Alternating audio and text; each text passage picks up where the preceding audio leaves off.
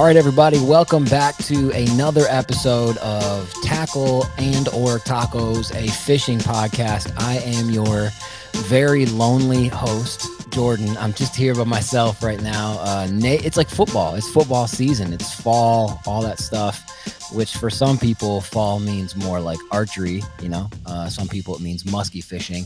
And for some people, it means football. And so Nate is coaching his son's flag football team. Lola is not coaching our son Vinny's football team, but she is there with him at practice. And so I'm running the show kind of solo tonight, which I'm not super worried about, but I'm very unintelligent, and very often I get off the rails and I say stupid stuff, and my wife will just kind of like put her hand on my hand, which is very much like a sweet way of being like, shh, shh, shh, like stop it. And so now that's not there. So I don't know how this is going to go. I know one thing. I'm excited about our guest for this evening. This is going to be Deer Stuff number 2, essentially. So this is episode number 72 of Tackle and Tacos, a fishing podcast, but it's Deer Stuff number 2, where we have a bona fide big buck slayer, deer hunter extraordinaire, maybe the second best hunter in his family, just south of his mom, who is a big buck master herself. And of course, I'm talking about the one and only Doug from Working Class Bow Hunter, the mustache man himself. We're going to bring him on. We're going to talk about fishing a little bit. I didn't even ask him if he wanted to talk about tacos, but I mean, he's a human being and he's not dumb, so he has to like tacos. And then we're going to talk about hunting because, again, here in Wisconsin, as this episode launches, this Taco Tuesday, it'll be 3 days removed from the season opener of archery. And unless the weather like drastically changes, I don't know if I'll even go out. I like the vibes of like ceremonial, it's like a ritualistic, like, oh, it's opening day, let's go hunt. But here in Scotty, Wisconsin, on Saturday, opening day, it's supposed to be like 84 or something. And like, that's just not, I don't know, that's not fun. I remember watching one time when I worked at Gander Mountain, rest in peace, Gander Mountain, on my lunch break one time, they had I think it could have been a VHS. Like, we were definitely in the time where like DVD and Blu-ray was out, but like it might have been a VHS, excuse me, on the little like media stand, like the cart that your teacher would bring into school. Anyway, I remember watching like a Realtree monster bucks or something, and they were somewhere down south. It wasn't Texas. I think it was like Louisiana or something. And the dudes are wearing just like super thin camo, like a t-shirt, like long sleeve and like thin pants, and they're just sweating profusely, like just dripping sweat in like the middle of their season. And I'm like, oh my gosh, that looks miserable. And that is exactly what we will run into on Saturday if we do indeed go hunting. Now, I have children. Lola, one of the other hosts of this show, she and I, we make babies, you know what I'm saying? And they like hunting already, even though they're young. Our oldest boy, Dominic, is like dying to get into a stand, and we just hung a couple sets, and one of them's on public in a really cool spot. I hope it doesn't get took, but we live around some pretty good folk. I can't imagine it will. And it's really like you couldn't see it unless you really, really tried to find it. Anyway, I could take him out like at dusk just to say that we hunted on opening day, but like, I don't know. I don't want to sweat. And you probably know this if you're listening to this and you deer hunt. Dude, if you hunt and you kill a deer on like opening day and it's super warm out, it completely changes the ball game in terms of like recovering the deer, gutting the deer, getting the deer processed, getting it cold. Like, the whole thing is like a different hair on fire, not super fun scenario. So I don't know. Anyway, we're going to talk to Doug about hunting. We're going to get some tips. He's going to tell us how he likes fishing more than bow hunting now. And it's very exciting. He's starting a podcast called Working Class Fisherman, and it's going to be dope. So before we get to that, this episode is brought to you by the fine folk at Grizzly Coolers. I've said it like a million times. They make the dopest stuff. And not only is it good, but it's very intentional. The stuff they make is not just made up sizes and parts and products you don't need. It's good stuff, from the little mugs, the travel tumbler deals. I really like that little aluminum cup they make with like the little claw marks in it. I drank everything out of that. And if you go to grizzlycoolers.com, you can save 1/10 of your price, 10% by using the code WCB at checkout. Also, Giltech and Hook and Arrow Supply. We don't just say it, we actually believe it, that Giltech, everything that Giltech makes, and this is a fella, just kind of like Doug, like Kurt, working class, is a hardworking guy, Brian Schwaller, who owns and runs Giltech. Everything he puts out, I believe, is the best version of that thing on the market. No jokes. So like the swim jigs are incredible. The Ned heads, he makes them up to, I think the heaviest is a 1/2 ounce, which I throw on bait casting equipment. And I've caught ornery smallmouth. I've caught wipers on them, northern stuff that will wear out your tackle, and they're awesome. The split back swimmer, the boot tail swim bait, is amazing.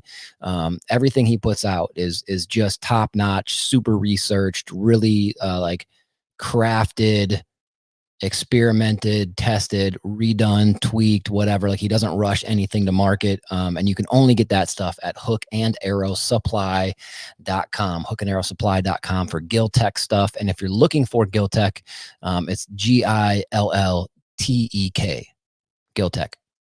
And then, of course, this lovely, fancy little stack of boxes behind me, Loophole Optics. We are so stoked to be a part of their performance eyewear team. And their sunglasses are, in my opinion, and I've had legitimately just about every brand you can imagine, and I'm not gonna like say anything bad about them, but like from Costa, I've had a few pairs of Oakleys, I've had a couple pairs of Ray-Ban polarized sunglasses, I've had I never did have those cocoons, those funny ones that like sucked up against your face, although I think they have a practical purpose. They just look ridiculous. They look like those things you buy at like the gas station, like the pugs with like the flame strap that goes around, but whatever. I've had all kinds of, and I've had like cheaper ones like Strike King polarized sunglasses or just whatever. I can confidently say the Loophole polarized fishing sunglasses are the best I've ever used. They're comfy, they look dope. They'll get you chicks if you're into that kind of thing, and they'll get you fish because you can see in the water better, and they protect your eyes really well. LEUPOLD.com, loophole.com, makers of the best scopes forever, and using that same intelligence, experience, technology on their sunglasses. I've said it before on the show. One of the really rad, unique things about the Loophole Sunnies is that the polarization, which is just the ability to cut through glare. So when you're on the water, you can see into the water better because it takes off that glare off the top of the water. One of the cool things about Loophole is that their polarization is, well, let me step back a bit. A lot of sunglasses polarize is just slapped on the front of the lens. So they build everything, they construct it, and then they slap like a polarization film or a coating on the front. Loopholes are actually sandwiched in between the layers of the technologies on the lenses, so they can't, the polarization can't scratch off, it can't wear off, it can't rub off. It's in there. It's, as Nate would say, he's not with us tonight, unfortunately. But as Nate would say, it's in there like swimwear. You can't lose it. And so they're really well thought through. They're dope sunglasses. I love them.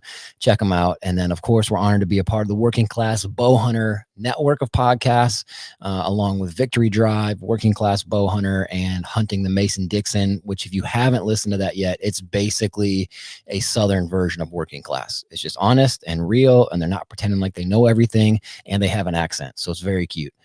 Check that stuff out. And I think that's it. I don't know if I have anything really to discuss before I bring old Dougie in. I'm real excited to talk to him. So with no further ado, ladies and gentlemen, hold on. Doug, hey, there you are. Yeah. What up, man? How are you? Good, you? Oh, I'm good. I'm very good. It's good to have you on, man. I know we've been trying to do this for a while. Yeah, we've been trying for quite a while, actually. Our Yeah, schedules are just not mixing well. Dude, so let me ask you a question right off the rip. After you said that, do you guys struggle with, because you guys have like big guests, you have not big name guests, you have everybody in between. Do you struggle on Working Class Bow Hunter to like iron out kinks with scheduling sometimes, or is it just easy for you? Since we've been doing it for so long, like Thursdays have always kind of been the day, but I mean, trying to get on everyone's schedule sometimes can be hard. I know we got a lot of the big guests have been, some of them might have been like years out. So yeah, it takes a long time. Yeah, like having Waddell not just Waddell on, but having him in the studio. Like, was that a tough one to iron out, or was that cool? That one we just got really lucky, and there was an Illinois show that he was going to, Oh, that we were going to, so he just stopped by the studio. so you just like picked him up, threw him in the Yeah, truck, it and was like drove just him to right. New Yeah, just Windsor. got lucky. Yeah, yeah. What a cool dude, Yeah. though, right? Like, what Oh, a cool dude, cat. I dreams were think, made up there. dude, he's so rad. I think the first time I met Waddell was at one of the ATAs I went to forever ago with y'all, and I was for sure, dude. Like, I was for sure like a little starstruck, you know. And Oh, I I don't think we really, all were, because that was the first time yeah. we met him. Oh, that was you guys too. Like, and podcasted with him. Yeah, yeah, yeah. And so I think like I was nervous about talking to him. I was nervous about talking to T-Bone, and then they like started speaking, and I was like, oh, they're super normal. Yeah, Like, it was really weird. Yeah, yeah, they like you just like picture in your instantly. head, and it's totally different. Yeah, instantly it was like, oh, I'm not starstruck anymore. And not because they're not worthy of it. They're just so normal and down to earth and cool. And same thing with Yeah, the juries. And, I've only met a few people, I would say, that when I met them, and there were some people at ATA, I won't name their names, but people we did podcasts with. And I was like, man, you really actually are a dick. I thought you would be, and you are. So that's but yeah.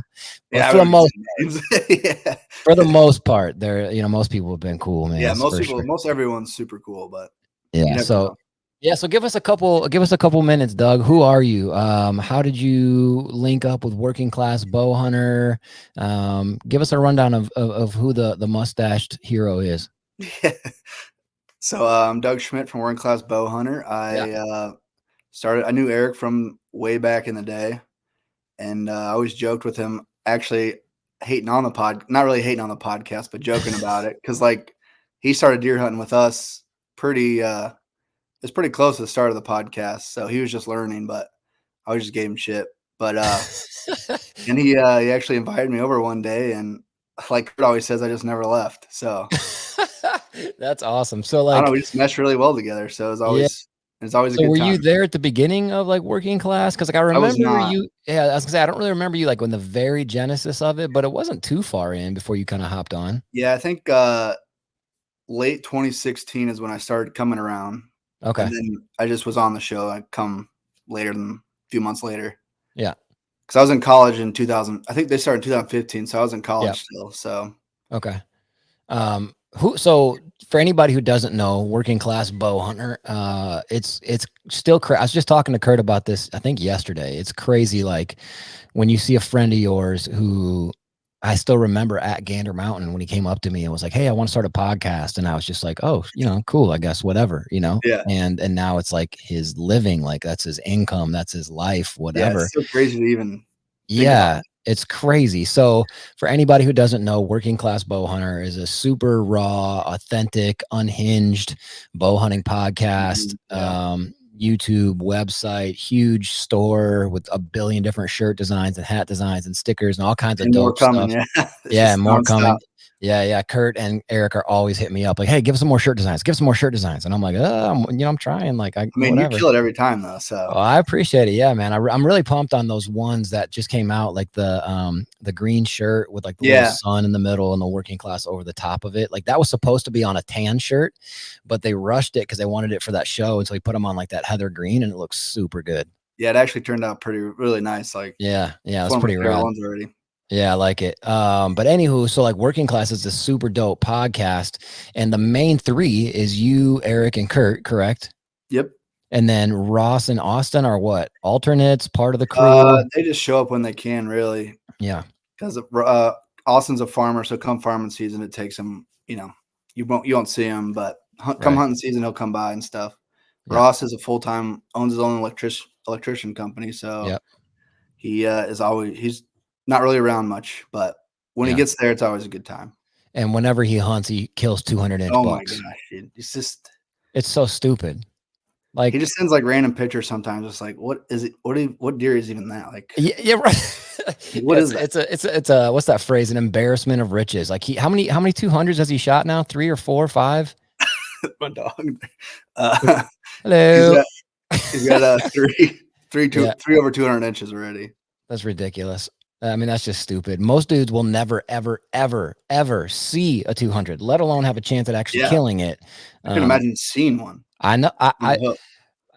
I mean, even some of the bucks you shot have been absolute monsters. Like some bucks I see dudes shoot, I'm like, I've seen bucks sort of like that, but never had a shot. And my heart was like, I could hear it in my ears and whatever. Yeah. But to consistently be putting down deer like that, I mean, that's stupid, man. So, what do you like about podcasting, Doug? What do you like about being on Working Class? I like the camaraderie of it and like how everyone just gets along. Yeah. And then you bring in a guest and you're just cutting up with them. And I mean, everyone's just so cool. And I mean, of course we love hunting. So yeah, it's pretty easy to talk about when you start hit record. Yeah, for sure. What is your because Kurt is kind of obviously like the main host, and he and Eric are kind of like the guys who started it. What's your role? What's Doug's space on Working Class? Like they always say, I don't do much, but just show up.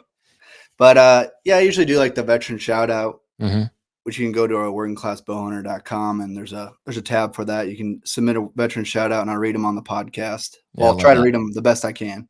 Yeah, it's tough sometimes. Yeah. Some of the names and stuff get weird. Yeah, it's crazy.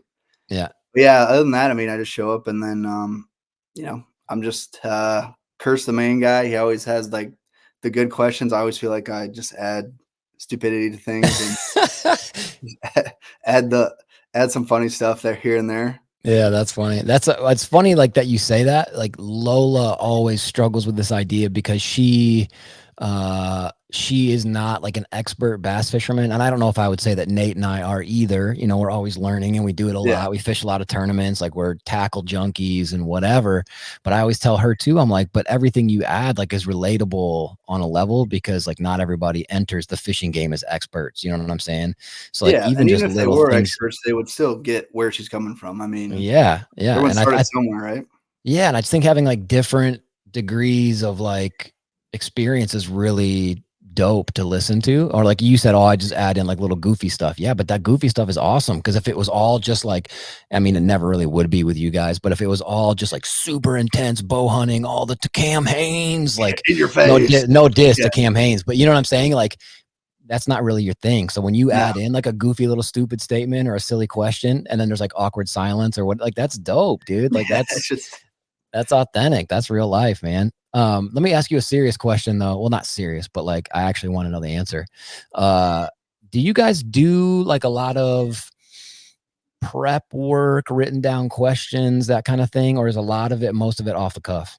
I would say most of it's off the cuff. I mean, sometimes like we know what guest is coming and we'll watch some of his stuff just to get a feel, or her stuff, and get a feel of what they're doing. But I mean, most of it's just off the cuff. I mean, of course, when like, Waddell or someone's there, you got to have a few questions up your sleeve.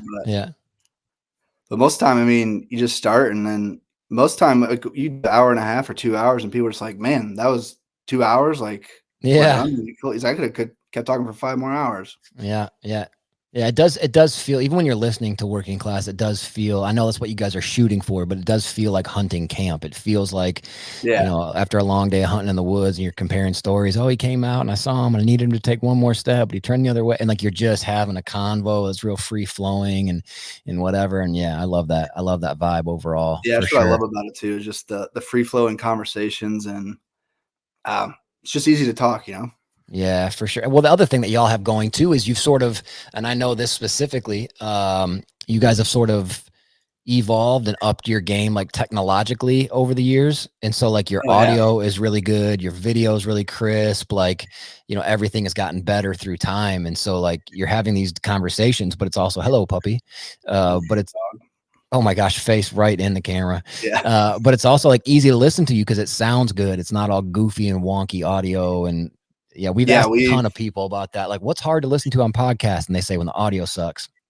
Yeah, it really, I mean, we were just laughing about it the other day. Like, remember Kurt's old, somehow they called it a room, but I don't know what you would call it, as like a big closet to me. His house in Sherrard. Yeah. Oh my gosh. Like you would get 6 people in there and it'd be 400 degrees. Oh yeah. And you had to like stand up and sort of like shimmy to get around the table. Okay. So here's a funny thing. And I don't remember who the crap it was, Doug.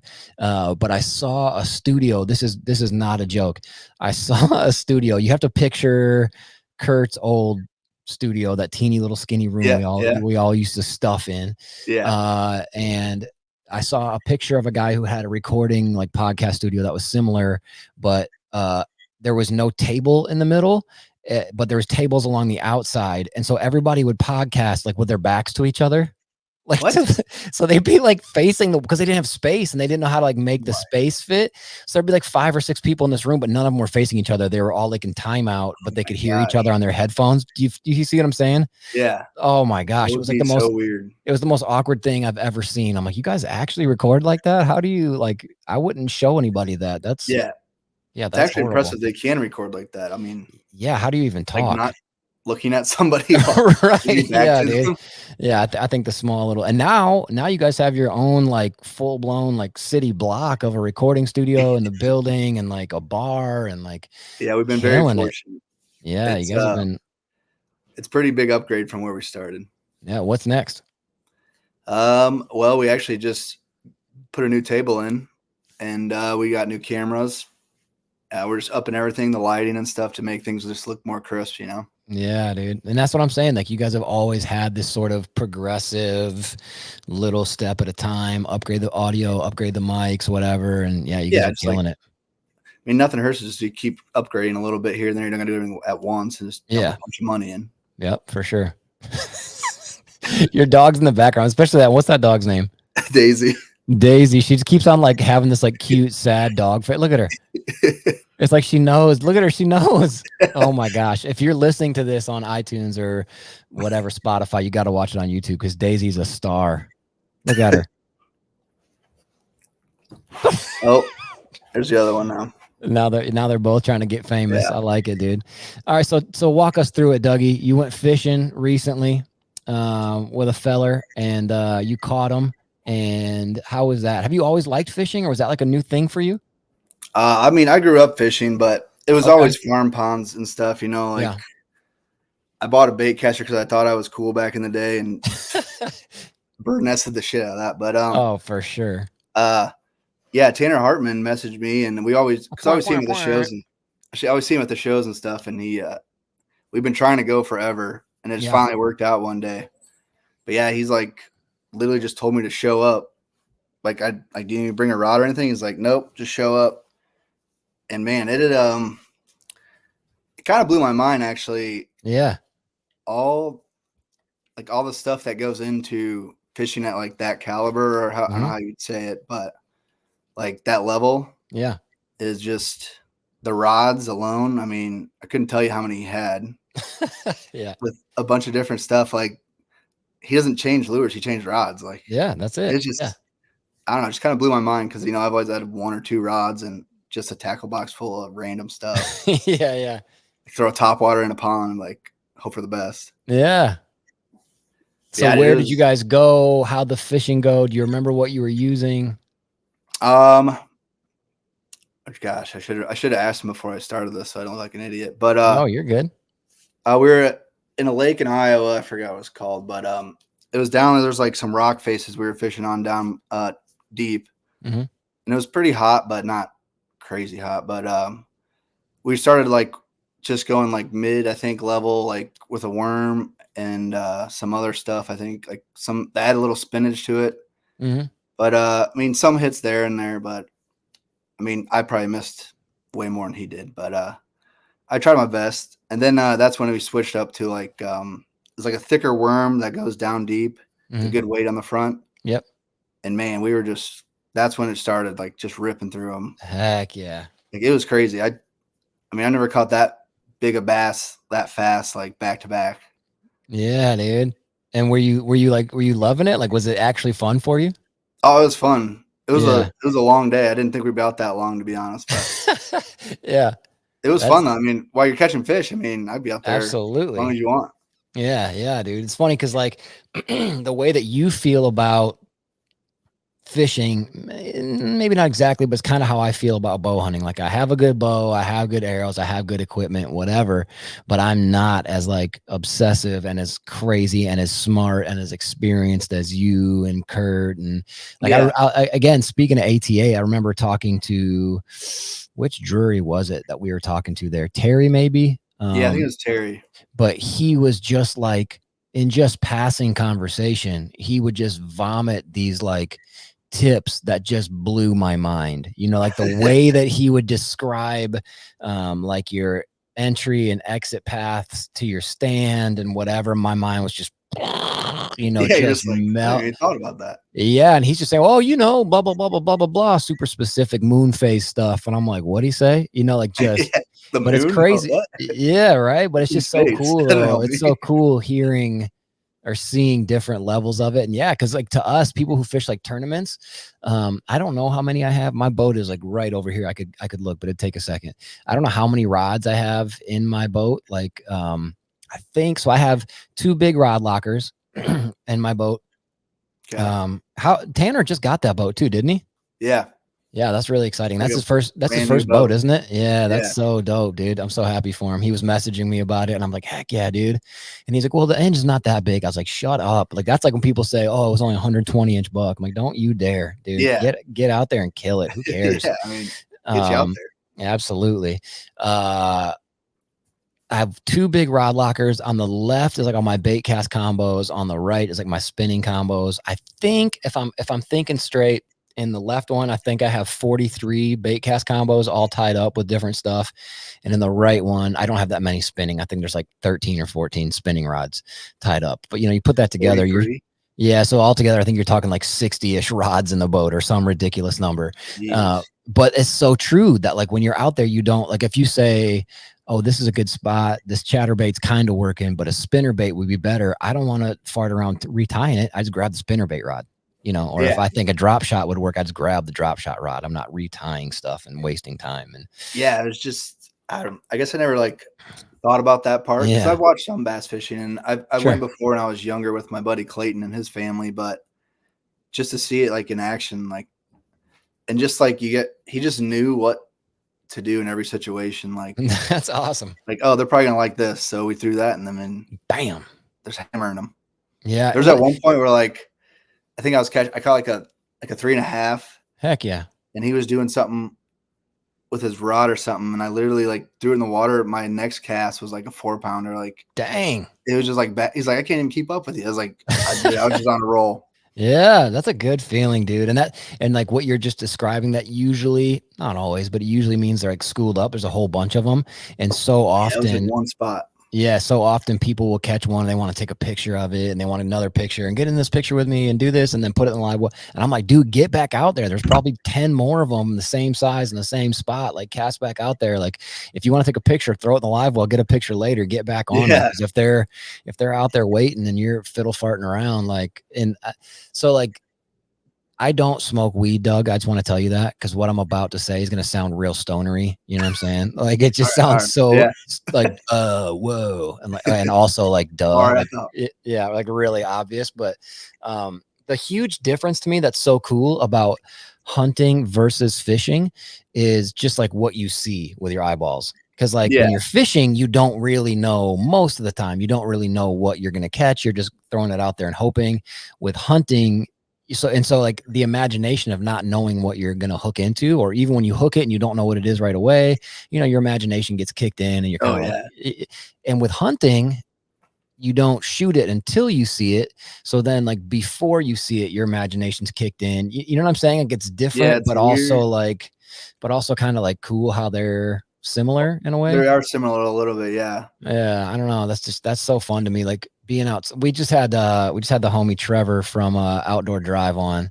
Oh yeah. And Trevor. yeah, he's such a cool cat, man. He was talking about D-Rock a little bit and he was real like balanced with it. And he's like, oh, it turns out the guy was just kind of a loser. I'm like, dude, if you want to let it rip more than that, you can. But anywho, and he was kind of saying the thing that we've always said too. There's something about being outside, whether it's hunting, fishing, whatever. It's just, golly, it's so fun and like fills your battery and I don't know, makes you feel like alive or something. Yeah, it's like you said, it like almost charges a battery in your body that no one knows what it is, but it's like being out in nature or even on the water or something. And I'm not even a big water guy, but yeah, on a boat it's fun, I guess. Yeah, you guess. Yeah. All right. So before we talk about the other couple of things I want to talk about with you, Doug. I want to talk about podcasts a little bit, not just like yours and stuff, but like what do you listen to? What do you like in a podcast? I want to talk about tacos. I want some tips from you on early season deer hunting for like archery deer hunting. But before all that, Tell us about your mustache, Doug. When did you start growing that thing? When's the last time you didn't have it? Will you ever get rid of it? I don't know if I'll ever get rid of it. For life, dude. For life I on the know. stash. So in college, me and my roommates thought it'd be a good idea for like this Christmas party we were going to. We're gonna grow mustaches, but none of us could grow a mustache. So like, this is awesome. mine was kind of there, Yeah.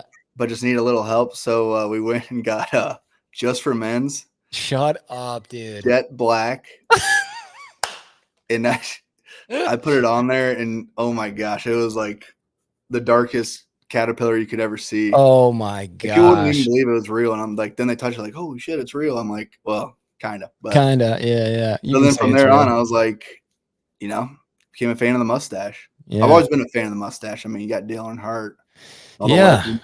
Yeah. I mean, you look like him too. I've seen the pictures of you looking just like the Intimidator. So Yeah, there's a how long Halloween. ago was that? Uh, The Just for Men die. How long ago was that? oh, that was 2015, 2014. So like 10 years. Has the mustache been off your face in that decade? It's been off for a little bit after college, but yeah, the first time I went on the podcast, I did not have a mustache actually. Really? Yeah, and then Little known fact.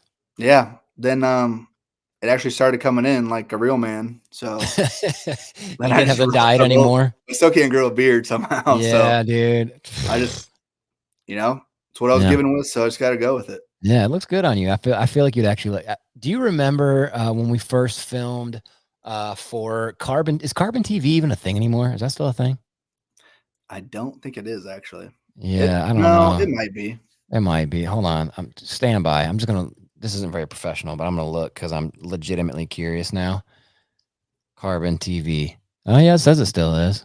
Yeah, it still shows that it's a thing, but I don't know. I remember back in the day, Carbon TV was like so juicy, and it was like, yo, if you're on Carbon, that's like a big deal. And Yeah, like it just came out of nowhere, and then it's just like, you got to get on Carbon. yeah, it was like such a big deal. And then it was like, oh, what's that? Everyone and their mom is on Carbon TV. Oh, like you've been hunting for 45 minutes and you have a show on Carbon TV. Okay, the bar has been lowered. Yeah, I have not heard someone mention Carbon TV quite a while. It's been a hot minute, but I remember when we, as working class bow hunter, got on Carbon, and everybody was like, ah, yeah. And Nate and I were actually on season 1, episode 1 of Working Class Bow Hunter, and I actually had a mustache at that time, just a mustache, and you did as well. And you kept on doing this thing where you make this. Yeah, that weird face with your mustache. And so like that's what I always think of when I think of you, is you doing that weird like walrus face with your mustache as we like tried to like look all professional for Carbon TV. Yeah, I remember like, yeah, we're trying to be all professional, but then the thing we filmed for it was isn't that the thing we did with the limo? Yeah. That was the second season, I think. I think that was the second season opener where everybody's hopping in the limo and you like, was it you that came out of like the bushes? Yeah. And like Kurt like tossed me a beer or something. Yeah, of course. And then if anybody ever watches it, and I don't even know where you might still be on Carbon TV. Maybe it's on the YouTubes. I don't know. It might be on But YouTube. it might have been. But like Austin was driving the limo, and then he in the final edit. Yeah, in the final edit, he was driving the limo and he walks around to open the door to the limo, and then he gets out of the limo. I don't know if anybody even caught that. And then we also did this thing. I don't remember if it was season 1 or season 2 on Carbon TV. I never even asked for like Kurt's permission, because Kurt's kind of the dude, whatever. He's my good homie, but like, it was his show and his deal and whatever. Yeah. And so if I had ideas, I'd run him by him, and he was always like, yeah, man, go for it. I don't think I ever asked him permission, but I think it was the first season. Every single intro, I put a still shot of Bill Busbice in there somewhere, like just kind of snuck it in different spots. I don't even know. I think that's back when like I really hated like Wild Game Innovations. Yeah. I don't love them, whatever. I think we'd always try finding where you put it. Yeah. It was like, where's Waldo? I mean, it wasn't like completely obvious, but I mean, if you just looked hard enough, you'd find it. Yeah, you could find it because we'd always do these stupid, like we had these green screen intros and whatever, Yeah. where I like put all the guys in like a stupid background or whatever, and then I'd just slide Bill Bussis by in the background or something. I don't know why I did that. It was like fine. It was like Where's Waldo, but like Where's Douchebag. Like it was just sort of like a goofy. Well, I I remember don't. the first it was Steve, Kurt, and Eric, Mm. where they were like, I don't know, it was just a bunch of weird stuff they were doing, like the Eric Heyman. Oh yeah, yeah. And I then it thought was we need like, to do something like that again. yeah, we should do something like that again. And then it was like Steve, what's his name, or something like Yeah. that. And it was yeah, it was. And then that was also the season where yeah, you went on that hunt, right? Like that turkey hunt, where you shot a Jake or something. Yeah. And then they talked about like the haunted hunting lodge or Oh yeah, whatever. dude, it was for sure haunted. Yeah, but I mean, I Kurt remember I doesn't made like believe in this that stuff, edit but with man, I'm it. telling you. Yeah, that was fun times though, dude. Like we had, I feel like because we weren't like, working class wasn't as like established at that point. We were just like balls out, like you want to talk about unhinged, like we were just whatever the f we Oh wanted yeah, to that was do. probably Like the most unhinged we were at that point. probably, Just yeah. And we doing if there was an idea, we didn't really ever say no to it. it didn't matter. Yeah, it did. No one stopped to think The like, idea was a "Hey, great this could idea. be bad." Yeah, doesn't matter. Hey, let's put Bill Busbus in there so that he could sue the frick out of us if he wanted to. But like, whatever, we'll hide him in there in every single episode. They'll never know. They'll never know. They'll Who never care. cares? No, they're too Yeah, busy doing like whatever weird social media shows with like hooker chicks and whatever. But anywho, yeah. all right. So let's talk tacos, Doug. Are you a taco fan? Do you eat tacos? What's your favorite kind of taco? Do you ever make wild game tacos? Do you cook? All the stuff. So I don't really cook, but my girlfriend does. So What's your girlfriend's name? Alexa. Shout out Alexa. Thanks for cooking, Alexa. Yep. But yeah, But we have been trying to cook some wild game here. So this season, I yeah, think we're gonna go hard in the paint on it. yeah, dude, We for probably will sure. do some tacos because tacos are chef's kiss. They're just the best. Yeah, you can. We'll Tacos talk really about. are the best. You could just do anything you want with them. You can do a breakfast taco or like a dessert taco, or you can just throw anything. Like a tortilla is basically just like a handle that you can eat, and you can just Yeah, stuff anything in the handle you want. It could be like venison with I don't know whatever the f you want, or elk with. I guess elk is still venison, but whatever, like yeah, whatever I know you what you're want. You saying. can put Like really whatever think stuff. about it. Like pizza and tacos are similar in ways because you just do anything you want to them, Dude, and that's they're it. delicious. Yeah, pizza has a built-in handle. A taco basically is like a Yeah. edible. Well, yeah, I mean they're just amazing, amazing things. What's your favorite wild game to eat, Doug? Do you have one? Um, I think at Ross's party one time because they went moose hunting in Alaska and had Mm, moose. yeah. I think the moose was really up there. Okay. But we also been in South Africa, and the Yeah, chef that's over there wild. is like, I mean, you can't really top it. So Yeah, we had, I mean, Waterbuck was really good. crazy. Nyala was really good. I mean, it's all good, but Yeah. that's like a 5-course meal over there, though. Yeah, I think it's different too. I think you're cheating. That's a cheat code Yeah, when you got yeah, like I an would actual agree. It's chef almost cooking it yeah, up, yeah. I can't like just not have that every day. cheating, but yeah, like it's Yeah, I not can't like just cook that up. yeah, for sure. I really like I've not had it a lot and I need to get back on it. Like my boss at work is like, dude, you got to put in for a bear tag in Wisconsin, blah blah blah. I really like bear meat. Although I do get like nervous because of like trichinosis and cooking it to the right Yeah, it's temp and always whatever. the weird area there. It is, but like people eat it not fully cooked. Like it's better that way because it is a red meat. It's like a steak or whatever or a roast. But like, so you overcook it and you dry it out. Like that's gross. But you're like, oh, at least I won't get sick. And like, yeah, but now you're eating like Yeah. poorly prepared meat. Like that's not a good combo. Well, it's like, you got the people who are, like, afraid of trichinosis, so they don't ever touch bears, Yeah, and then the people who do eat it don't worry about it really at all anymore when they, eat they eat that much of bear meat, but yeah, probably totally just their body's like, oh, here it comes again. Like they're not even yeah, like worried we already about it. got it, I don't care. Yeah, we know how to fight this crap off, dude. So 2 years ago, last year, I can't remember. I was coaching one of our boys' flag football teams, and there's this old lady. I don't know how old. She looks like the type of chick. Like she's nice, but she looks like she could just beat up anyone. She's like 65, 70 maybe, Oh, and short and has like super old lady short. strength? Yeah, super short gray hair. Like she's the Oh, yeah. chick who has just like earned like the not giving a F about anything, you know, like if you, I don't know, if you said like, hey, I like your hair, she'd be like, shut up. No, you don't. Or, you know what I'm saying? Like she's not gonna like pretend to be fake Yeah. and safe and friendly. Like she's nice, but like she'll just be really straightforward. Yeah. Anyway, after a season of coaching her grandson, when you coach flag football, I didn't know this was a thing, but like I got like a gift card for Quick Trip from one person. I got like a Quick Trip or a Shields gift card from another parent, you know, like, hey, thanks for coaching my son, whatever. And Oh, that's nice. yeah, so she comes up to Lola and I and gives us a pickled jar of bear meat. And I Wow. was like, oh, whoa. And I don't really know what to do with it. She kills bears like crazy. Like every year, she's like a bear killer. She puts in for it and has all these lottery points in Wisconsin and whatever. And it Yeesh. just looks insane. It's a ball mason jar in some kind of liquid. And there's like a big like hunk of like bear meat roast just floating around in this ball mason jar, and it's like still in our kitchen right now, like above the fridge in a cabinet, and I have no intention of eating it because I don't really know what to do with it. Like, do I just Yeah. take it out and put it in my mouth because that sounds terrifying? Do I need to like put it into a dish and like cook it or something? But Yeah, because usually if something's pickled, you can just eat it, right? yeah, That's what the yeah, point is, right? yeah. Man, I should hold on. should you try it?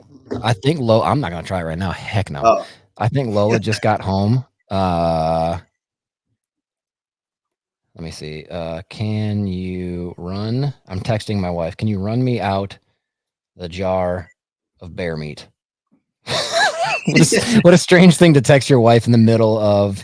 Oh, and she's also sending me screenshots from the presidential debate. Oh my gosh, oh, I'm actually glad we're podcasting right now because like I don't know if I could even watch that. I feel like I would just lose my mind. yeah. I feel like you get dumber every time you watch that. Dude, come on, dude. Crazy. It's just goodness gracious. And whatever, I'm not trying to get all Yeah, yeah. political I'm with you. but like, man, I cannot believe that these are the two best we got for as great as America is. My goodness gracious. But anywho, what else do I we think when want to I'm talk of about? age, I'm just gonna run. Make a I run mean, for it. dude, I told my wife, I'm like, if Kamala becomes president, I'm gonna start looking at real estate in Canada. But Canada's super effed up politically too. Yeah, And if you get cancer there, you just die because everybody's on like this super long waiting list because of socialized healthcare and bleh. Anyway, okay, yeah. let's switch I'm gears. going to New Zealand. Dude, New Zealand's dope. I could definitely It's live so in New cool. Zealand. Yeah, And everything over there. I'm a big Lord of the Rings fan, so I could like walk the path of Mordor and I could hunt stags, which Or just look like cosplay. yeah, I'll be a grown ass man cosplayer. That's awesome. I can't grow a beard, but I can definitely get like a fake Yeah. Gandalf like Oh, beard for wig. sure. Yeah, I'll look awesome. I was in England with Lola a couple years ago, and over there they have, I think it's called Irish stags or Irish elk. I don't know if you've heard of that. It's the Yeah. largest ungulate, like hooved wild antlered animal ever, like the largest ever. And they're extinct. They've been extinct a super long time. But they have them on the wall in some places there. It's crazy. It's crazy to think like they're even bigger than stags and whatever Yeah, now. it's weird to think like a rat could get that big It's somehow. insane. It's like the size of my truck. Hi, Lola. Yeah. Are you coming in? No. Hi. Hi, how are you? He said, how are you? I'm good. How are you? Good. Good. Oh, All We're right. gonna So go put our we're children to bed. okay. I love you. Love you. So we were talking about, here it is. Look, this is the oh jar. my God. You just saw, what was her name? Bonnie. Of course that's her name. She looks like a dang Bonnie. But look at I this. can picture her now. Look at this. That looks not Can you edible. can you imagine taking the top off this mason jar? Bear 21. It says on top. Can you imagine taking That the can't jar? be safe, right? Can you imagine taking the top off this and putting that in your What is mouth? that top piece? Is that like a It's a vacuum sealed like a pressure cooker deal, you know how it like sucks in there like yeah. when you Holy vacuum pack cow. stuff. So like look at that. Look at that. I don't think you could even get Steve to eat that. Holy, that looks so bad. Isn't that crazy? I can see why you didn't eat it or try it. Like in in England, they have this thing. Look it up, anybody who's hearing this right now. They have this thing in England called Scotch eggs. It's like this weird hard-boiled egg, and it just is so gross looking. I'm sorry to anybody in England who might hear this. I know we have one listener in England, the guy that I went fishing with when I was there, Alex. Shout out, Alex. Scotch eggs are the grossest thing ever, and this is like way worse than that. I think Again, I'd eat a Scotch egg over that for sure. Again, if you're listening to this episode, you should definitely look us up on YouTube so you can see this bear meat. That just does not look safe. So we definitely got to go. We haven't made it the last 2 years, and I'm really sorry for it. We haven't come to the working class shoot. We should definitely come next time and bring this and see if anybody will eat it. Oh, someone will for sure eat it. In the context of the working class bow hunter shoot, a bear that was shot. First, right? You might have to, man. I can't even imagine what that's going to smell like if I pop that top open, dude. I think you might throw up. I think even just like picturing the smell is enough to make me like feel a little queasy. Right. And I'm down. Like I'm down to like try stuff. Like I had cow brain tacos one time and they were freaking dope. Really? Yeah, and not just like a cow brain taco, but like quite literally, like you know how like if you see, do you remember that what was it called? What was that one shirt that we made? Wage Brain. Remember that Wage Brain shirt? Wage Brain. And then I don't think anybody really caught it, but I think it's on the word wage, or maybe it's on brain. I can't remember, but I added like a brain texture to it. Yeah. And it was kind of subtle, but it kind of looked cool. Like those weird little divots in a brain. So like if you had a brain and it was all, and you just cut off like a half-inch section of it and then put that in the middle of a taco, that's what it was. So you could see all the dents and divots and then everything still. And it was in like a chalupa shell. And it was in Moline. It was in your neck of the woods. It was at this place in Moline called El Mexicano, I think. It's in like a little like Mexico area in Moline. And my homie Brandon, it's just one piece of like brain. One long piece of not even like chopped up or whatever. I mean, it's cooked, of course, but it's just like in one big slice, like a slice of Spam or something. And my homie Brandon, who was like a big taco connoisseur, whatever, he's like, you got to try this. It's not on menu. It's really good. And I was like, yeah, sure. He didn't tell me what it was, and it came out, and right away, you're like, oh my gosh, dude, this is a brain. He's like, yeah, it's cow brain tacos. And I was like, oh my gosh. And I ate the whole thing, dude. It was freaking dope. Like it was so tasty and super tender. It wasn't like mush. It wasn't what you think it'd be. It was seasoned really well. And it was in like a chalupa shell. So it was like a fried, like soft tortilla. Oh. Yeah, it was really dope. But I think I'd much rather eat that than this bear meat. I think I would too. Man, cow brain. I never even heard of that. Yeah, it's wild, dude. I've had like cow tongue, la lengua, as they call it. That's basically just meat. That doesn't even seem like a tongue. It just seems like a piece of meat. But yeah, the tongue doesn't. It tastes. I don't know. It didn't see much of a different taste. You know what we should do, Doug? Is we should line something up for the shoot in 2025. Like like when you shoot at Doris, like the metal doe or whatever, or some kind of contest. Like if you come in last, you have to like eat this. I agree. We got to come up with some contest. I mean, I'm sure somebody there would just eat it, but we got to make it fun. Yeah, I think in that context, like at the shoot, a couple beers in them, I think somebody would be like, "I'll eat it." Like I don't think they'd even like fight it; they just go for it. I know. Then they're gonna be like, someone's gonna take a bite and be like, "This is the greatest thing I've ever tasted." And then, what if it was, dude? What if it's like, what if it's crazy good? Then I have to reach out to Bonnie and be like, Bonnie, give me some more bear. Yeah. I know I don't coach your boy anymore. You ate that? Yeah, she's like, I was just kidding. That was a joke. Yeah, it's a joke. Yeah, it looked like diarrhea in a glass jar. But anyway, all right. So let's transition a little bit here. We're going into season. What tips would you give somebody early season, again, for us in Wisconsin, East Coast Trev out in Connecticut, a bunch of different places, they open their season early. Obviously a big shout out to Kurt. He shot a full velvet. It was a 10, right, that he got in Kentucky a couple days ago. Yeah, that's so sick, dude. That was such off a whim too. Like he just got a message from a buddy Peanut. Yeah, there's a spot opened up and he just like said and we podcast, and he took off that morning. Drove down, shot a buck, and now he's going to what, velvet, Georgia?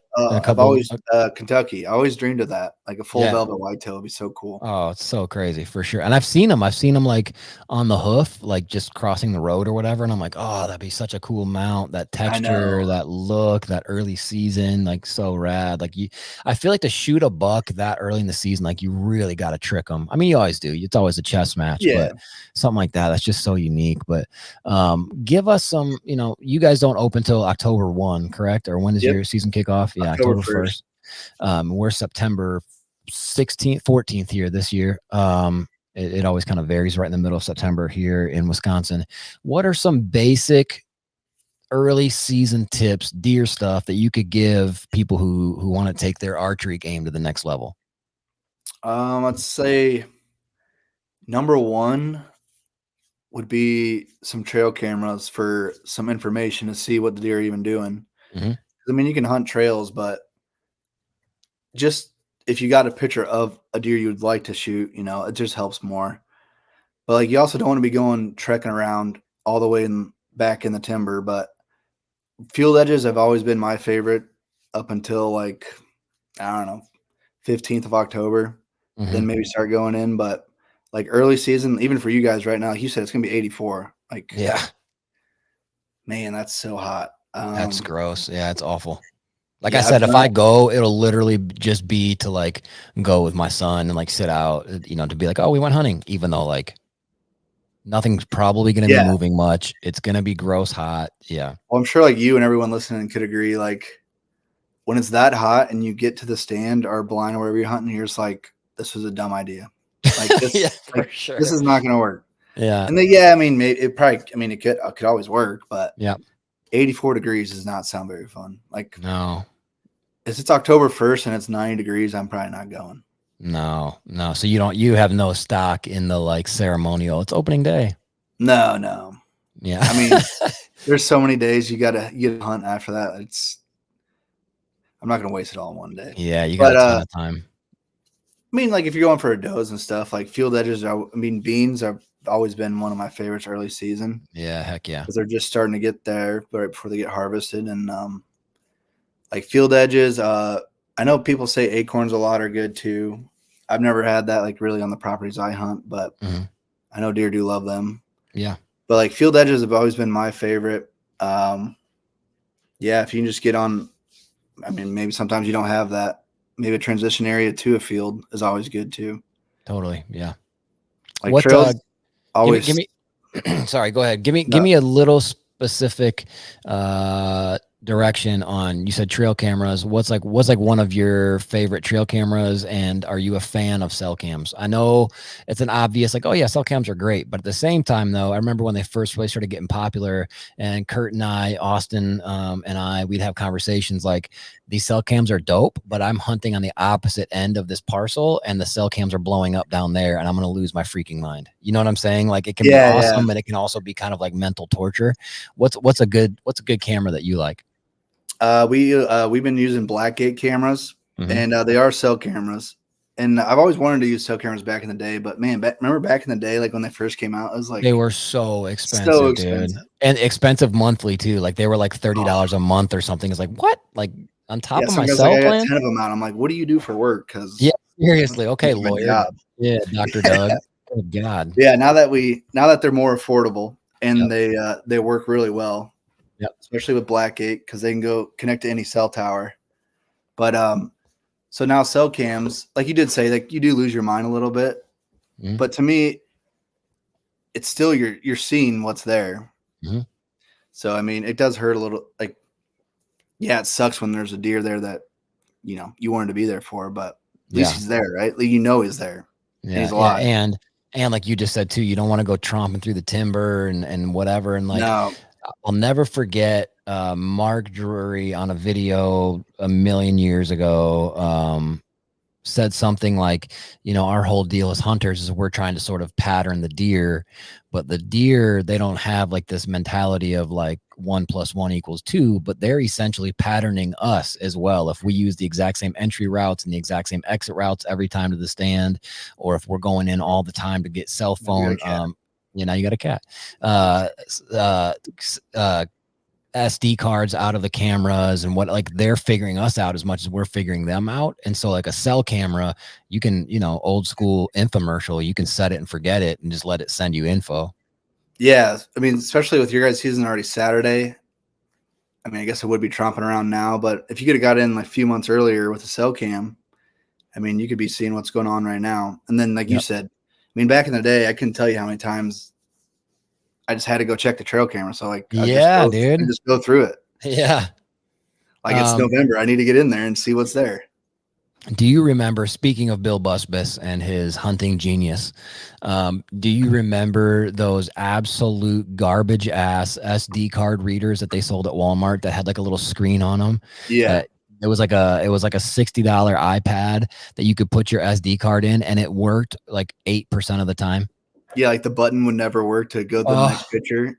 For some reason, mine never worked. No, mine never worked. I had 2 of, or maybe like 3 of them. I would return them to Walmart, and I'm like, "Yo, this doesn't work." And they'd be like, "Oh, Walmart, they don't give a crap." So they'd be like, "Oh yeah, grab another one." So I'd take it out. Same thing. I'd be like, error loading image," or I'd go to the next one and it just wouldn't click through. Like it's stick on picture 3, and you're so excited. And then, of course, my big issue with SD cards is I would never remember to bring a blank one with, so I would pull the SD card, forget to put one back in, and then I'd forget that I did that, and then I go to check it next month and there's nothing in it, and I'm like, damn it, whatever. And I can't use this little reader. Going back and no SD card. Oh my gosh, the worst, dude. Yeah, that's bad news. Okay, so I did fall for that wild game thing though. I thought everybody did. This would be great. Yeah, it's a great idea. Yeah, it was a great idea, but just sucked. It's just a piece of trash. like most things that Wild Game Innovations put out, it was garbage. You gotta go cheap as possible, right? Yeah. Do you remember the thing they put out too, the grunt tube that you like dug into the ground and like hid underground, and then it, like you would grunt and it would come out like however far away? And I'm like, this can't be real. Like this, dude. Some of the stuff that people come out with is just insane. Yeah, it's ridiculous. And people buy it. And people buy it. Or do you remember the cough muffler, the cough tube thing that you coughed into? Yeah. So like, you had to, and it would keep the sound from going out. Scent blocker gum, that was another really funny one. Oh, gum. The gum was a big one, actually. Did you ever try the scent blocker gum? I had some. Dude, it tasted like scent blocker. Like it was not an appetizing thing to chew on. Oh, or did you have what was the other one? There was like cedar or something. It tasted like cedars. Really? Okay. But like worse somehow. So you're like a beaver. You're just chewing on wood in the stand. Yeah, it's like I'm about to just grab a piece of bark. Like what? Yeah, I'll just put some like some birch bark in my mouth or something. It's like paper, dude. When I first started bow hunting, dude, like and I'm older than you by a good bit, but like way back in the day, my aunt's boyfriend Bill, who was. Dude, he was like the ultimate badass. It was awesome. He was in the military, and he went to Operation Desert Storm, I think it was, in the 90s, and he was so legit. So a really quick story. I think I've told it on this podcast before, but I don't care. One time after bow hunting, we went to this little local hole-in-the-wall bar, restaurant, whatever, and there's like 4 people in the whole bar, me, Bill, a couple other guys, and maybe like the bartender. There's nobody there. And I went up to the bar, like from our table, to get a refill on my root beer. And at this point, I think I'm like 17, right? And these 2 dudes at the bar who are like 30 something are like, "Oh, little buddy can't drink a beer. You need a root beer." Like something out of like a rock movie or something where like, you know, the guy turns and like beats the hell out of him, like Jean-Claude Van Damme or something. And I'm at this point though, I'm already like, I'm 17, but I loved fighting back then. I was like Kurt when he was little. I loved throwing fists. I was about to just beat these dudes just raw. I was so irritated. And I was like, "What did you just say to me?"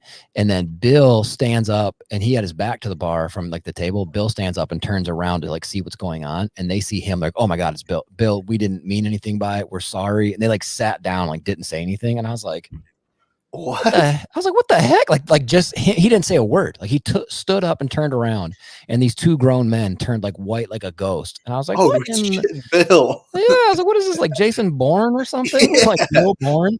And then I got back to the table. I'm like, "What was that?" He's like, "Eat your chicken." I was like, "Okie dokie." Like, all right, yeah, that was wild. But anyway, way back then, we didn't have all the like fancy scent stuff, and so he always told me, he was like, "Wash your camo in scent-free detergent. Just get scent-free, dye-free detergent, wash it in that, and then put it in a Rubbermaid bin with like leaves and dirt and stuff, and keep it in there when you're not hunting." That was our like scent control back then. And we also had, you remember those wafers, like little wafers that you could like pin on that smelled like dirt? Those were so rad, dude. I loved that smell. Remember who made the black wafer, the brown wafers? Yeah, it was like scent. Yeah, like Hunter Specialties or something. Everybody like that. Was wearing them. Like everybody, you had to have them. Yeah, they had like earth scent. They had like autumn or whatever, like where it smelled like leaves more. We should Dude, just bring that back. We should make our own. we should. That'd be really funny to do that, but do like really funny like scents, like drunken guy scent, or like I don't know, like fake one, like female pheromones. Put this on and get the chicks, or like 6-pack a day. yeah, bush light scent or whatever. It just wafts out this smell of like tacos, or I don't know. That'd be dope. You Why wear would that I- down the street, and even fat work. guys are just Yeah. following you. Why do Yeah. I want this scent on me? Yeah, I have a story that I still don't know if it's true or not. But back in the day, I remember when I first started hearing about dudes. And I know Kurt's not a huge proponent in scent for hunting, like doe estrus and all that stuff. And I Yeah. tend to agree with him. I think it can work, but I think people just go crazy with it. And I don't think deer are super smart, but I think they're super instinctive. And so I don't think that they're like walking up and they're like, wait a minute, that's too much scent. But I do Yeah. think they're walking up and being like, what the? Like just kind of thrown off when you Yeah. put like I mean, a their freaking nose is 10 times more powerful than ours could ever be. So, yeah. like I said, like you said, like they smell it and they might be interested, but at the same time, it's just like that does not smell correct. Yeah, like a buck bomb when it's up in the air with aerosol. Like You're they're throwing not. bombs everywhere back in the day. Yeah, they're like it's some chick, like it's some female doe, like laying on her back, just spraying scent up in the air like a fountain, Yeah. and they're like, "Ooh, I like that," like Love it's that. It's not natural. But I have a story from a homie of mine up in Wisconsin who swears this happened, and I still don't think it did. But back in the day, it was real popular to do a scent drag. I know that's still kind of a thing, but like whatever, where you tie Done like that a piece of times. you tie like a piece of rope on your foot and then dunk it in like a bottle of like code blue or estrus or whatever, and then when you walk, it's supposed to sort of disperse the scent. So my homie Rich, who says he says that he did that one time, and when he got to his stand, he was going in the morning, like late October, so it was in the complete dark, and he got to his stand and heard something, and he turned with his headlamp on, and a buck charged him and like humped him up against a tree. And I was like, I don't know if that's true or not, because it always says on the that's what he says. He said it humped him up against the tree, like pinned him up against the tree and was just riding him, like giving it to him. And he said that he pulled his buck knife off his waist and he was going to like stab it because he thought he was like being attacked. And then his words were something like, and then I didn't, because I was like, if I was humping something, I wouldn't want somebody to stab me or something stupid. Like, that's so fake, dude, whatever. Yeah. But man. like, do you remember? But it says, like, it always says on those bottles, like, do not apply to yourself, like only put on like scent wicks or whatever. Like, don't put I it on actually your. have a funny story about that one too. Okay. Yeah, let's hear it. This would be way long ago, back when scents were popular and everybody was using them. It's Yeah. like when you said don't put it on your body, we always used to put it on our boots and Yep. walk in, And my mom was walking out one night, and this it was right when cell phones came out. So this like 6-pointer was like following her, like grunting, and she was like, at first, you're just like kind of worried about, like, I guess I wouldn't be worried, but she was. Yeah. And then I guess kept just getting closer and grunting, and then Oh my she gosh. finally calls me, and she's like, "This buck's trying to hump me or something." No. She just keeps following me back to the truck or something, and I can literally hear the buck grunting in the background. I was gonna say, could you hear it? Yeah. And she was Yeah. like, seriously, like, didn't know what to do, and I didn't know what to tell her. Like, you might have to Whoa. shoot it. I don't know. Like, Yeah, definitely. So then I hurry up and got down there, and the buck just ran off. But he Jeez, was like, dude. he was in. I guess he liked the scent. Yeah, he was confused as hell. He's like, Yeah, I it know was that crazy. scent. I don't know that body that it's on, but something has got me here. That's, here's the second Lord of the Rings reference of the night. There's a in the book, the Lord of the Rings, I don't remember which one it is. They're trying to figure their way through this like tomb, this cavern underground, and finally Gandalf is like, oh, we're going this way, and they're like, really, why? And he's like, well, it's the only area that doesn't smell like death, when in doubt, follow your nose, or something like that. Yeah. And that's what that deer was doing. He was like, boy, I don't know what's going on, but something smells good. Something smells I lean on the fence. I don't think those scents really work either. They work for I always see little bucks, I guess. I've never seen a big mature buck come into that.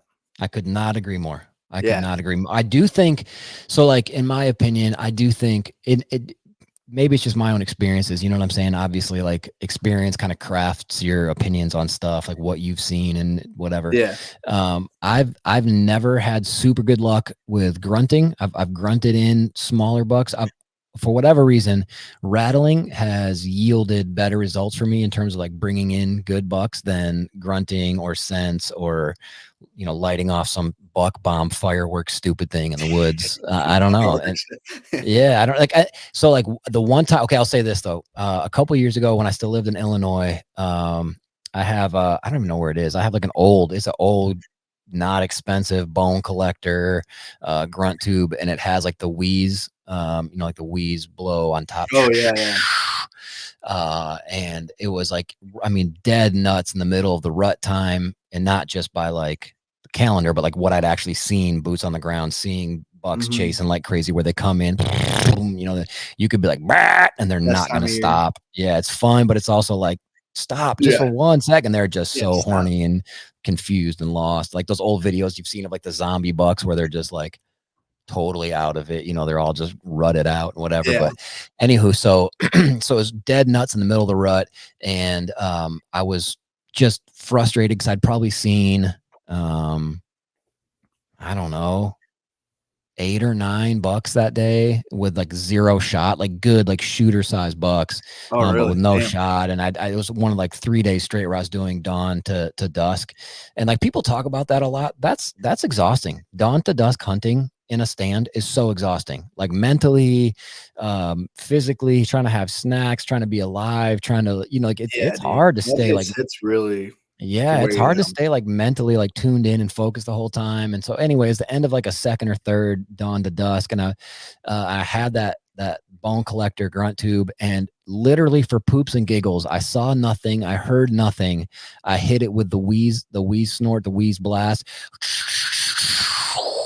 whatever, and I hear from behind me, the only time still to this day I've ever heard what I would call like a buck growl, like rah, like just this. And I turn around like almost like scared because it's like right at dusk, sun's going down, and I see one of the biggest bucks I've ever seen on the hoof. He gave this giant like I said, like that buck growl, and then ran off. And I mean, it just scared the frick out of me, like, because it was really dark. It was getting dark, and it was like big, tall trees. And he did that noise, and it kind of like echoed around in the area, like, oh my gosh, dude. And that's about the only buck grunt tube positive story I've ever had. Otherwise, any kind of calling in bucks, it's always been with rattling antlers. I don't know. I think like running, I don't think has yielded too much. Rattling, like you said, I mean, at least they come around. They're curious. Yeah. But the snort and wheeze is like, I don't know. I think that's worked almost more than anything. But you got to see when you see a buck. I mean, they got to be in the area. But like you said, like I mean, I don't know. It must be like a very offensive word to them or something. Yeah. Like it pisses them off. Like they come in ready to it's like fight. talking trash to them. Yeah. So do you believe in that idea? Like you rattle at bucks you don't see, grunt at bucks you do see? Yeah, I guess I would. For the most I would part. I mean, I've heard people yeah, say that before. because I know sometimes, like, you grunt to get their attention, Right. and then you snort and wheeze at them, and then that's when they're kinda like, like, maybe I heard a grunt, and then they hear that, like, "Oh, someone wants to fight," so, like, Yeah. They're, oh, heck I'm no. gonna check it out. Yeah. I've So, I mean also, just as being a moron, because I'm just a moron. There was this one buck my wife and I called Uno for obvious reasons. He had one antler, and it was like a teeny little like 2-pointer, like a fork horn, whatever, but just the one side. And he Yeah. would like come under my stand in Illinois and just like hang out. Like he would just stand there, and I swear he would look at me. I'm not sure, but I swear he'd look at me, and you could just like hear him like, hi. Like he would Yeah. never leave. And I'm like, I'm not gonna waste any tag on this thing. Like, get out of here. And one time he came in, and I saw him coming down the trail, and I was like, no. And so I grabbed the thing, I hit him with that wheeze snort, and he took off running, so scared. And I was like, get out of here. like I just used it just because I knew he's not gonna fight nobody. Like he's a little skinny, like I could just see him like wearing glasses with like tape in the middle, like pushing up his glasses. Like, is it rut time? Yeah, he heard that, and he's like, oh God, oh geez. And he just took off. He was gone, dude. So yeah, he was not having it. How often do you shoot your bow, Doug? I try shooting it, I don't know, like at least 3 times a week. Every week, whether it's near season or not. Yeah. Yeah. Yeah. I got to get better Well, at when that, we man. would like when you have we're going to South Africa and stuff, I had to get more dialed in, shoot more Sure. than usual, but hmm yeah, I still try shooting 3 times a week, especially like when it's nice out, and it's like getting really nice out now. So Yeah. well, still 80 degrees, but hopefully not for long. Yeah. What's that look like if you're shooting 3 times a week? Are you shooting at 30 yards? Are you shooting at 20, 40, 80? Like what do you have like a ritual, or how do you do that? Yeah, I usually do start at 20, make sure everything's good. Mhm. Then usually go back to 30, 40, 50. And then I always used to play a game. I still kind of do it where you start at 20, and if you hit like in the dot, you move back to 30, then 40, then like if you don't hit the dot, you got to start back at 20. So Oh, like you that's usually get dope. to like 60 or 70, and then you can call it a night. Yeah, that's awesome. Yeah. Usually 60 because 70 is kind of, I mean, that's a poke. Yeah, I would never shoot a deer at that distance, but No. I do fully believe in the whole mentality of like when you shoot really far distances, it makes the It makes shorter 20 distances seem so just easy. Yeah. seem like it's just nothing. Like the last decent buck I shot at 36 or 37 yards, which is, in that moment when your heart's pumping and your Yeah. adrenaline's going, like that's a decent shot. But I had just shot the night before when I left the woods. That was actually the night that crazy like buck growl thing happened. It was that night. As I was getting ready to leave, I put my truck headlights. I was in a farm by this barn, and I put my truck headlights on a target, and I backed up to 80 yards, and I think I shot at 80 yards probably 35, 40 times, like quite a few arrows, and I was hitting pretty good at 80 yards that night before. And that next morning is when I shot that buck at 36, 37. And it felt so easy. And I'm not Robin Hood. I'm not T-Bone. Yeah. I'm not one of those dudes who can just put it on a gnat at 50 yards. But like when you shoot farther, it really does do something to your brain. Like it's like, oh, this is like that buck, his body just felt huge when I pulled back on him at that distance. It does. Yeah. I mean, it really does help shooting longer distances. I know some people don't like doing it, but I mean, I'm not going to shoot a deer at 70 yards. No, I But when you wouldn't get to either. 30, you're just like, man, like this looks like a big target. It does. It's so weird because it's the same target it was when you were shooting it at 30. Exactly, but in your brain, when you're trying to hold tight at 80, when you're locked in, you got your anchor points and whatever, trying to hold, because I mean, I know you do, of course. I know you shoot a single pin adjustable just like I do. But at 80, you're trying to hold that pin right where it goes. And then when you go to hold it at 30 and the movements are so easier to control, it's like your natural movement, I don't know. It's wild. All right. One last question, Dougie, and then I'll let you get out of here. Walk us through your bow setup for this season. What are you shooting? What arrows are you shooting? Give us I can go grab it right now. You want yeah, to? grab it, dude. Give us the goodies. All right, Yeah. I'll be right back. So anybody who's listening to this or watching this, the reason I'm asking Dougie this is not so that I can avoid the debate, even though I want to watch it and I also super don't want to watch it. But Doug is, I don't know if you want to say notorious, but he is creative. Doug and the whole team at Working Class are sponsored by Elite Bows. They're awesome. I shoot an Elite. Nate shoots an Elite. But he's kind of notorious and known for picking crazy finishes on his Elite bows, like different colors that most people wouldn't pick, like purple or silver or whatever. And so I'm really curious to see his bow for this year and for him to show it to us. So again, I say, for like the 45th time, if the bear meat wasn't enough to allure you to YouTube, which it should be, because here it is again. There's the bear meat.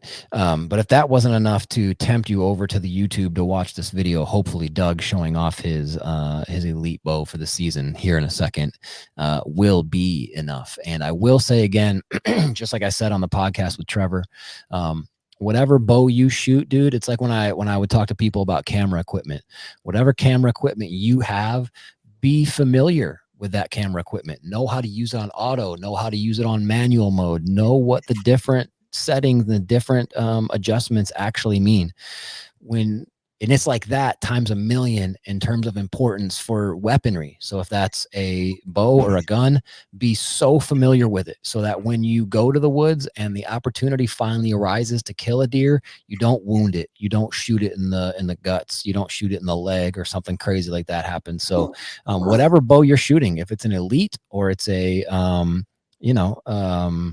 A Matthews, that's a big deal. Obviously, I'm thinking of the Hobbit still, and I'm making up words now. If you're a Matthews guy, like in Wisconsin, that's a big deal here.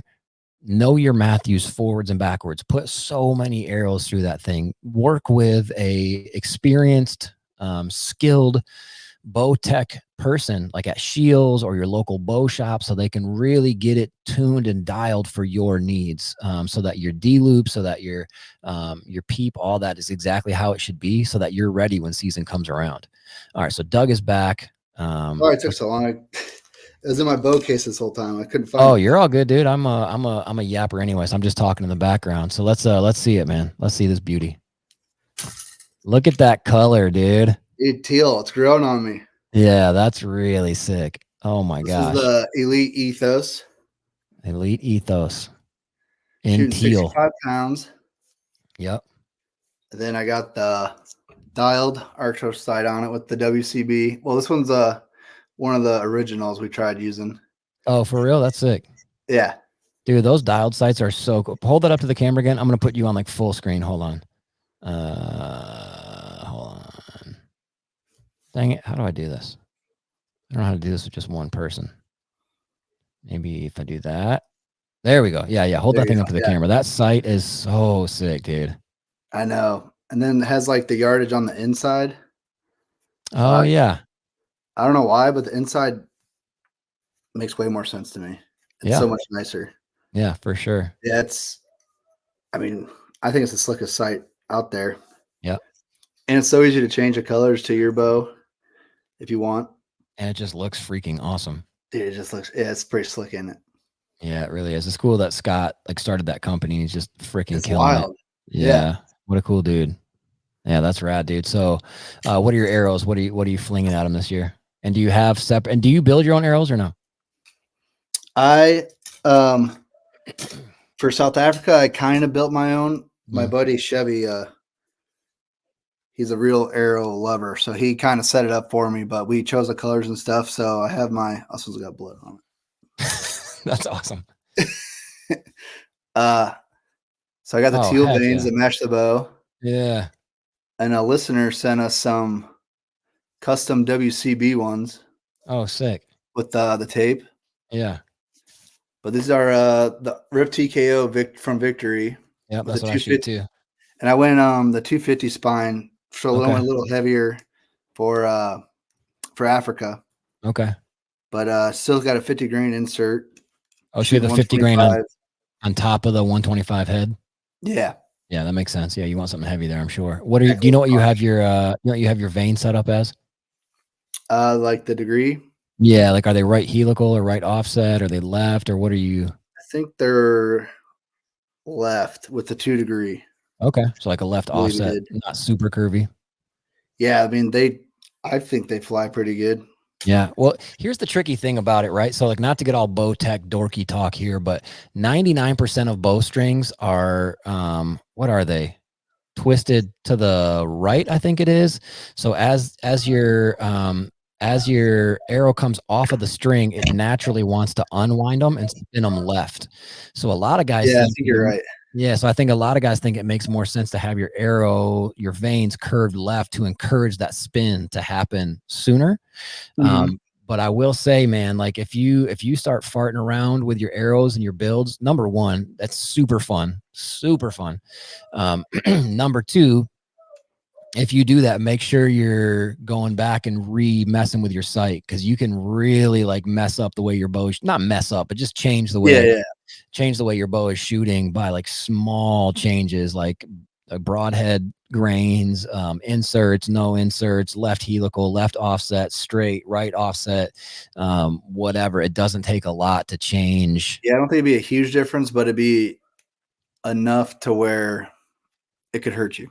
Yeah, for sure. I was talking to a fella. So you know what's crazy, Doug? I don't know if you know this or not. Apparently Amish folk can just hunt whenever they want.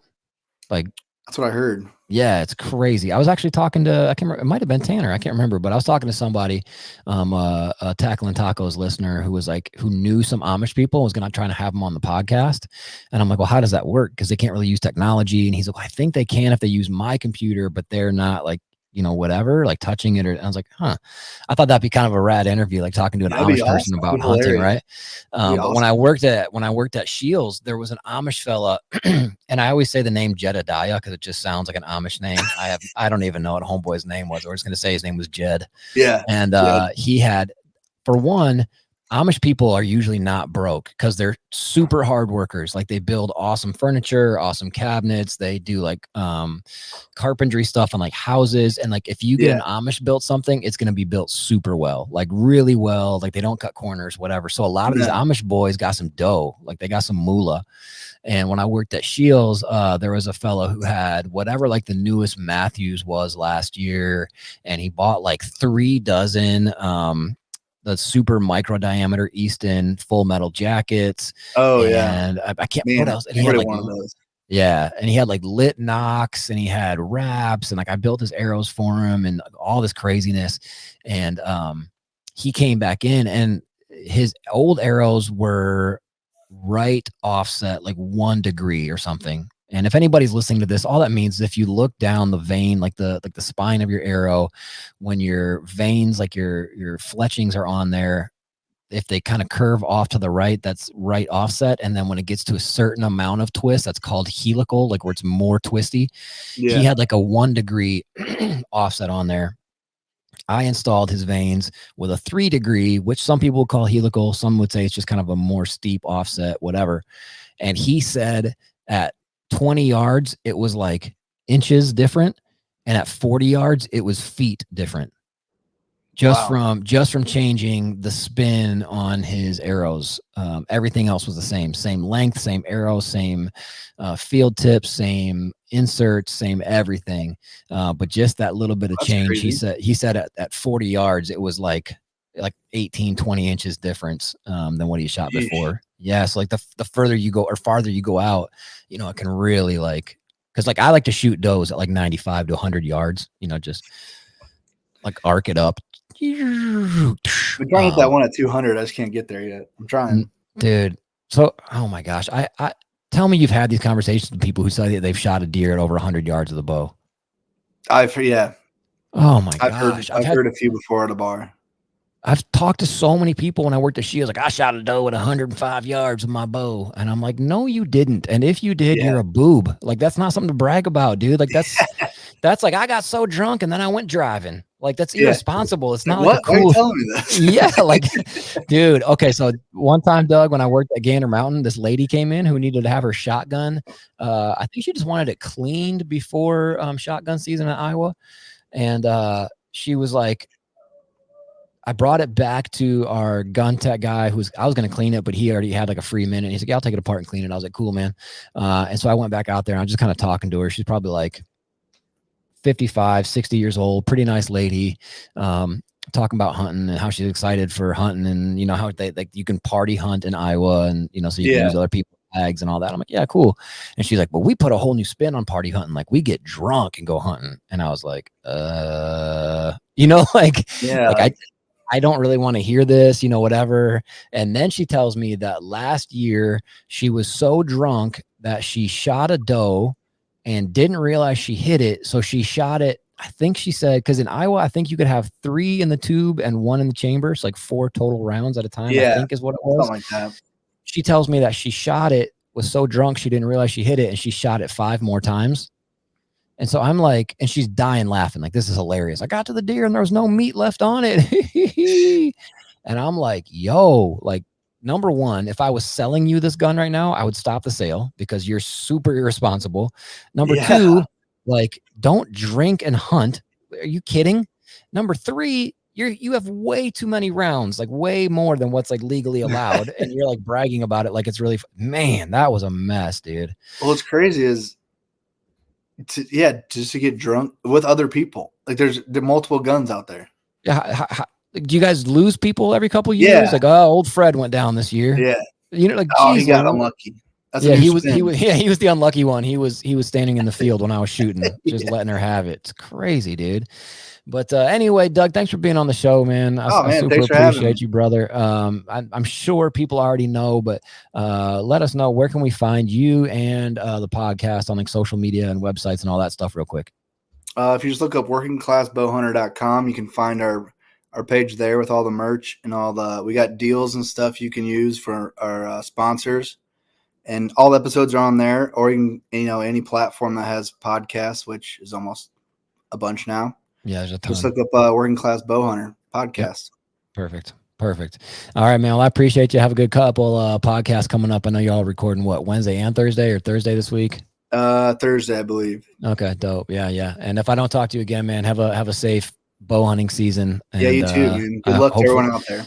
Yeah, hopefully I can kill something. And let's come up with something for this bear meat, dude. Let's come up with we're gonna find something for that for sure. Oh my gosh. I think there's an onion in there too. Looks like tomato sauce. Oh my gosh. All right, Doug. I appreciate you, brother. We'll see you later. All right, later. All right, man. Peace.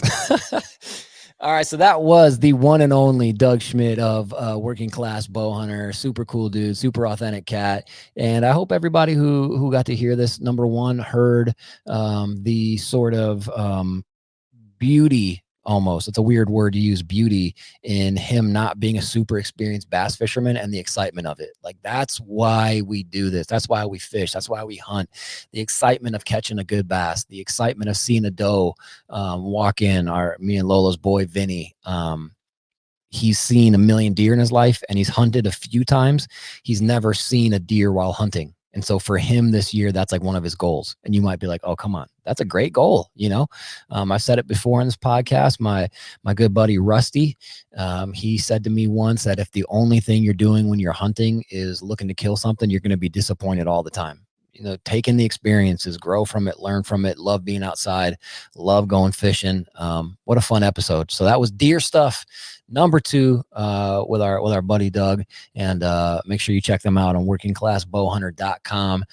It's about as honest of a podcast as you will ever hear in your life. I don't care what the topic or flavor is, whether that's hunting or just a talk type podcast or a comedy podcast. Like, you won't find a more authentic podcast than Working Class Bowhunter.